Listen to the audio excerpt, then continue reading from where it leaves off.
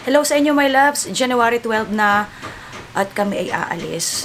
Ngayon yung ika-7 day ni Dion na uminom ng gamot para dun sa kanyang ngipin, yung amoxicillin. Pupunta nga kami ulit ng dentista para ipacheck yung ngipin niya. Naku, ngayon palang umiiyak na, ayaw daw niyang sumama. Hindi ko alam kung paano explanation ang gagawin ko. Sinasabi ko na kailangan mabunot yon kasi kung hindi, mabubulok yun doon. Ayaw niyang patanggal yung ngipin kasi nga siguro takot na takot nga siya. Ako, hindi ko alam. Ipag-pray ninyo. Naku, sana ay makipag-cooperate naman itong anak ko. Gagamit ako ng Vaseline. Ay, nako. Tapos, si Ate Colleen ay aking ipapa-cleaning na rin ng kanyang ipin kasi parang matagal nang hindi nagpapa-cleaning si ate. Ako kasi hindi ko alam, hindi ko rin matandaan kung kailan ako nagpa-cleaning. I will use the Bello Intensive Whitening BB Cream. Ito, may loves. Ang tagal ko nang hindi nagagamit nito. Tapos ganyan yung itsura niya. Para siyang itsura niya parang tinted. Tapos siya parang foundation.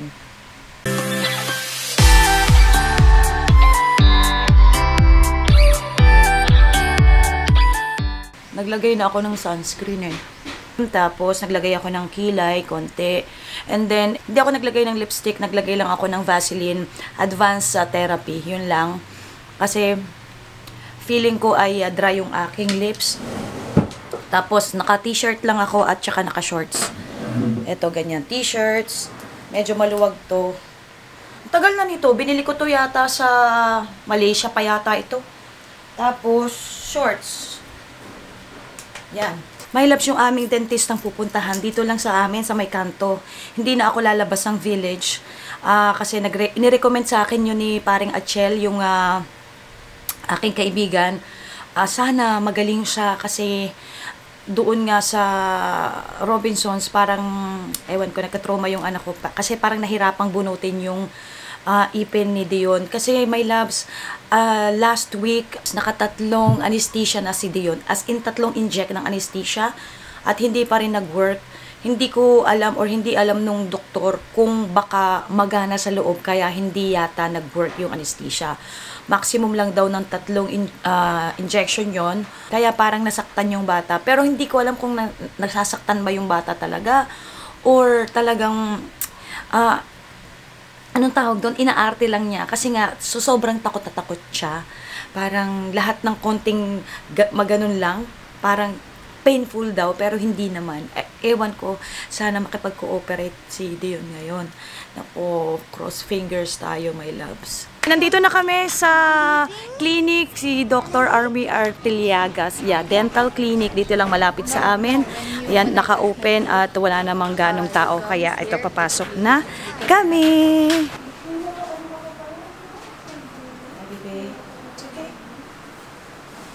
Alright, this is Dr. Army. Hi, Doc. Hi. Take good care of Dion. Of course. And then ito, parang may pa siya. That one. Ito, Pero tatanggalin yan? actually, kasi pag ni-root canal, medyo mahirap sa age niya. Kaya lang kung ganyan siya, mahirap po talaga kasi mag-anesthesia. Paano natin yan tatanggalin? Oo. If ever, isa-sedate siya. Ngayon, pag sedation, kailangan pedia-dentist yung nagsasedate kasi. Oo. Ate Colleen, yan, magpapa-cleaning naman siya. We're home! Nandito na kami sa bahay. At yun nga ang update kay Dion. Hindi siya pwedeng bunutan ng gising kasi talagang hindi siya makikipag-cooperate. Kanina nga, in-x-ray lang siya ay talagang ang iniyak ay sobra-sobra. It hurts daw. X-ray lang yun ha. Parang ginalon, pinarest lang ng konti yung gums niya. Pero yung gums niya daw ay medyo namamaga. Baka kaya masakit. So, ito yung x-ray niya. Kanina pinakita ko na sa inyo. Tapos, inirecommend na lang ako ni Dr. Army dun sa isa pang doktor or sa isa pang dentist, si Doc Lisa. Buti na lang, malapit lang ito sa amin. Dito lang sa may labasan namin. Ang gagawin, Nagpa-schedule na ako for tomorrow, 3 p.m. Tapos, ayan, titingnan kung paano gagawin. I-explain niya kung paano. Pero, kailangan sedation or tulog siya habang binubunutan. I think 4 na ipin yung kailangang bunutan sa kanya or bunutin sa kanya. Ito, may labs pinakita. Yung basta 4, I think may number to. 46, 55, 55, 65, ganon. Tapos, yung iba, for tooth restoration daw. 2 yata yun. Ganon. Tapos si ate, ayun, tapos na nga, pina-cleaning na. Medyo mahal yung cleaning kasi, ang normal cleaning sa kanila, 500 pesos. Pero dahil parang sobrang thick na nung mga dumi nung kay ate, 800 pesos. Tapos, 400 yung kay Dion na, yun, in-x-ray pala, tas tiningnan-tingnan. So, parang 1-2 lahat. Kaya itong si Dion, masayang masaya, at hindi siya binunutan. Sobrang saya, oh. There's the tooth. Oh, ang tsaya-tsaya ng bata. Tapos, bigla naman daw siyang nagutom. Kaya ako'y magluluto ng aking French fries. There you go. So, open na natin ito ulit. Tingnan natin kung naluto nga siya. Luto na. This is Coca-Cola from Japan. It's from Tito Bobet, Mommy's pianist. So, What is the flavor? peach Coca-Cola. Show me. Okay. I'm gonna. Smells good. Okay, first time trying it. 3, 2, 1. How does it taste? Wait. Tastes good. Really? Try it. Oh, yeah. Thank you, Tita Bobet. Also, the chocolate. So, the flavors. Dark chocolate. This is like coffee.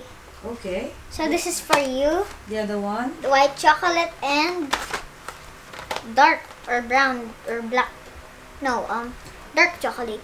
Okay. Ang sarap ng peach flavor nito. Ang sabi ni Kuya Bobet, nung nakita daw niya tong Coca-Cola na to, ang unang-unang niyang naisip is ako dahil mahilig nga daw ako sa pink. Thank you, Kuya. Tomorrow. Hello, my loves. Welcome back to another vlog. January 30 na po. Today, ang schedule ni Dion sa kanyang pedia dentist. Actually, dapat 3 p.m. Pero nag-text sila kung pwede daw na 1:30. Kaya nagmamadali kami. Actually, kagigising ko lang. Kaya nandito na kami. Malapit lang to. Dito lang sa may labasan. Kaya, baby, say hi first. Okay, so titingnan kung anong mangyayari doon sa kanyang i-examine lang niya. This is Doc Marie, ang titingin kay Dion ngayon. Ayan, i-check lang baby ha. We're just going to check your teeth, darling. Okay? Unless you know how many teeth. You know how many teeth you have? So I'm just going to count it for you, okay? All you have to do is watch TV. Okay? I'm not going to do anything. It's a promise. Okay? So you don't need to be scared. No, I'm not going to remove it. I promise. Okay? If I am going to remove it, I'm going to do it. Is it a deal? Give me 5%. Good job. That's it. See? That's it. Done. Tapos na kami sa clinic. Yeah. Ayun, na-explain na ni Doc yung mga dapat gawin at aabot siya ng parang 24,000 plus. Kaya kailangan ko munang kausapin yung daddy ni Dion kung papayag. And we're gonna eat it. Oo, nandito kami sa Star Mall. Maghahanap kami ng makakainan. Baka dito na lang sa Pizza Hut kasi hindi pa ako nagla-lunch. Etong si Dion ay nagugutom daw. Kakakain lang nito ha. Pero nagugutom daw. Si Ate Kulin nga pala naiwan sa bahay kasi ayaw niya sumama dahil may ginagawa. After this, mag-grocery lang kami dahil wala na yung mga pangbaon-baon ni Dion at ni Ate Kulin. Any on the title? What will you put?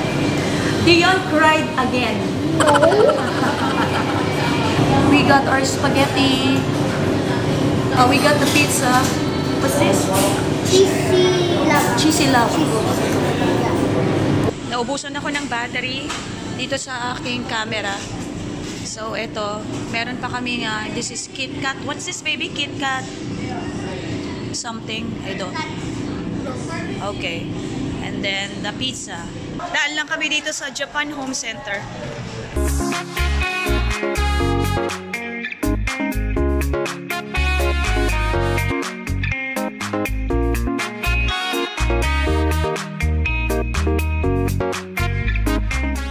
Tapos na kami. Payment na lang. And then go home. Yes. What are you doing? Yeah, sinusolve niya yung puzzle na binili namin sa Japan Home Center. Kanina nasolve niya na yan eh. Pero ngayon, sinusolve niya ulit. Ayan oh. Tapos, my loves, ako ay magsasangyupsal ulit. Dahil ako'y natatakam. Kahit mag-isa lang ako, okay lang. Ayan, pinababa ko na kay ate. Tapos nagre-ready na kami. Pakita ko sa inyo, my loves, itong aming pusang ito. Hindi ito sa amin, sa kapitbahay ito. Lagi yung nakaganyan, nakabantay. As in nakaupo yung ganyan. Kung makikita nyo sa umaga, yan, nakaupo. Nakabitin yung kanyang kamay na ganyan. Kanina nagulat ako, akala ko kung yung pala nakatingin sa akin. Akala niya kasi may food na ibibigay. Kasi nasanay ito sa aking best friend na si Paring Rhea. Laging binibigyan ng pagkain. Kaya ayan, nasanay siya. Laging nakatanghod sa amin. Yan, si ate, pinagbabalat ko nitong saging. Itong saging na to, iihaw ko rin. Tapos, ito naka-ready na. Meron ako ditong white onion. Tapos, meron din akong garlic na hiniwa-hiwa ko. Tapos, ito ay pork and gizzard or balon-balunan. Yan. Ito lang yung aking binili. Wala akong biniling beef. Parang mas gusto ko ganyan lang. Tapos, ito my loves. Ito yung binigay sa akin ni Sis Pearl from Baguio. Kesa sa mabulok, ayan, ganyan na lang. Mas masarap pagka ganyan. And then, okay, ire-ready ko na or isi-set up ko na itong aking pang-ihaw.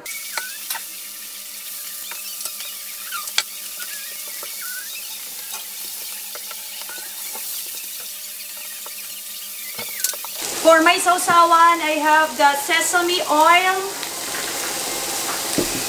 Tapos, this is pepper. Lalagay ko yung sesame oil dito.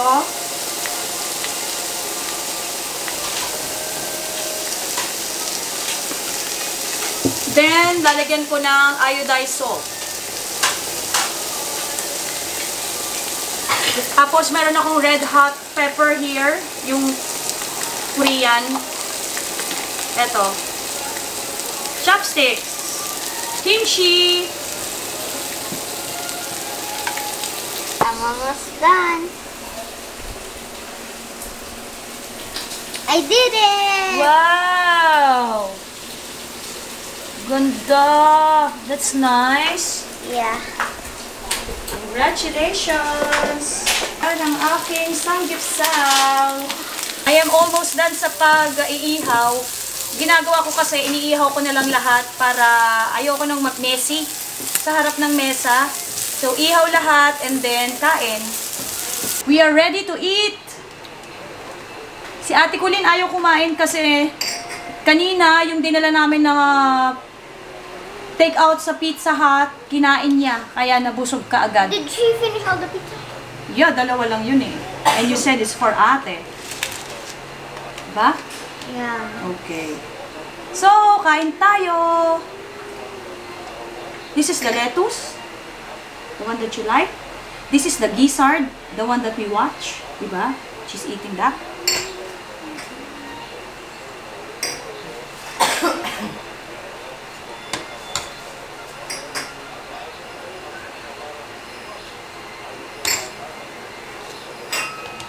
Masarap yung gizzard.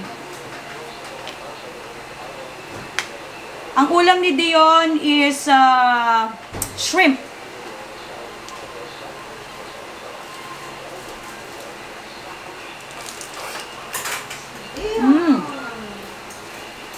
That's good.